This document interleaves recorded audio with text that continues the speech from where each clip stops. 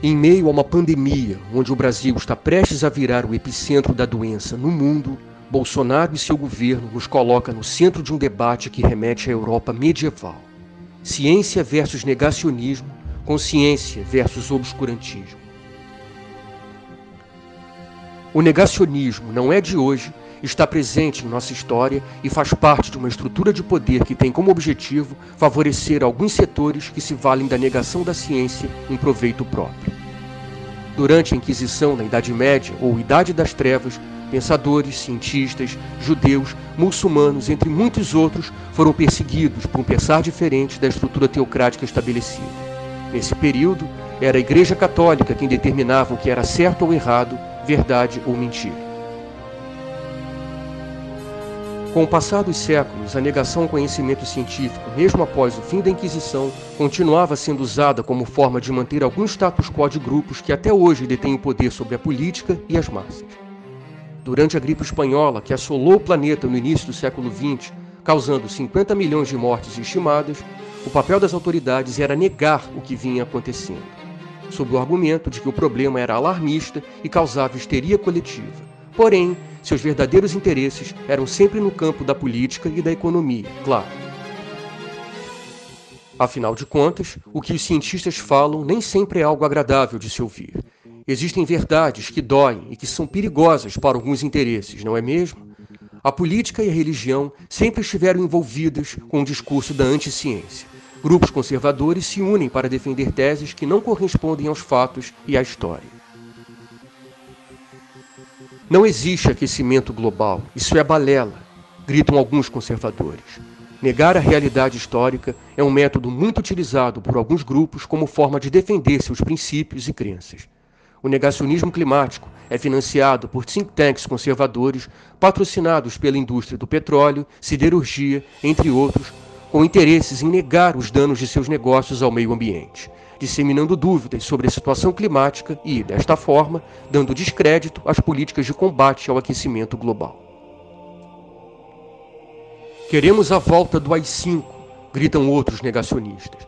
Da mesma forma como alguns grupos até hoje negam o Holocausto judeu, muitos, apesar de todo o conhecimento histórico, insistem em afirmar que o nazismo seria de esquerda. Negar a história e relativizar os fatos virou um mantra entre grupos ligados à extrema-direita em todo o mundo. O negacionismo tem forte vínculo com a extrema-direita no mundo. Países da Europa, Américas e da Ásia hoje contam com governos e grupos conservadores que disseminam a anti-ciência como método de atuação política e econômica. A negação da violência do passado, como no caso do nazismo, e a relativização dos temas atuais abrem espaço para todo tipo de teoria que visa desqualificar não somente a história, mas os preceitos civilizatórios e democráticos que construímos nos últimos séculos. No Brasil, o negacionismo científico e histórico está mais quente do que nunca. O presidente Jair Bolsonaro sempre teve como princípio a ideia de que no Brasil nunca houve um golpe militar, e sim uma revolução constitucionalista contra o inimigo comunista.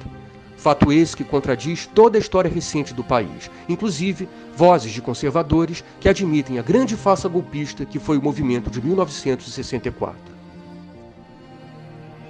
Bolsonaro e seu grupo buscam revisar a história através de sua ideologia e questionar o conhecimento. As artes, a filosofia e toda a ciência é colocada em xeque a todo momento pelo presidente e seus apoiadores. Para Bolsonaro, no Brasil, não existe racismo, não temos genocídio dos povos indígenas e existe um movimento de dominação de homossexuais contra a família tradicional brasileira. A mistura do Estado totalitário com a teocracia fundamentalista parece ser a receita para o sucesso de sua empreitada ditatorial. Bolsonaro, político experiente, quase 30 anos atuando como deputado federal do baixo clero, aprovou apenas 2 projetos em toda a sua carreira em Brasília. Coronel da reserva e hoje aspirante a ditador, além de péssimo militar segundo Geisel, o miliciano Bolsonaro e seus filhos hoje se veem envolvidos em diversos escândalos de corrupção e má gestão pública.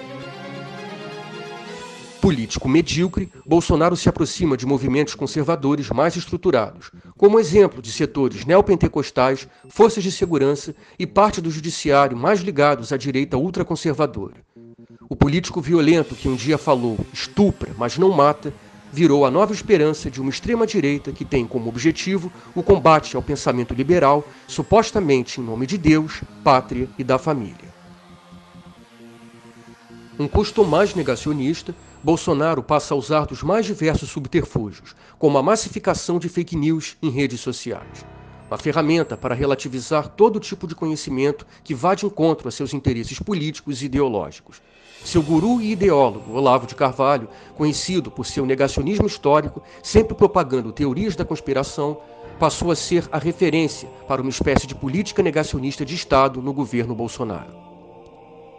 O governo Bolsonaro, em pouco tempo, se tornou conhecido mundialmente pela péssima gestão da crise causada pela pandemia do coronavírus, sustentado por figuras públicas negacionistas da epidemia, como Olavo de Carvalho, que negou em vídeo que o vírus causaria mortes, e Edir Macedo, que disse ser a pandemia uma tática de Satanás, entre outros.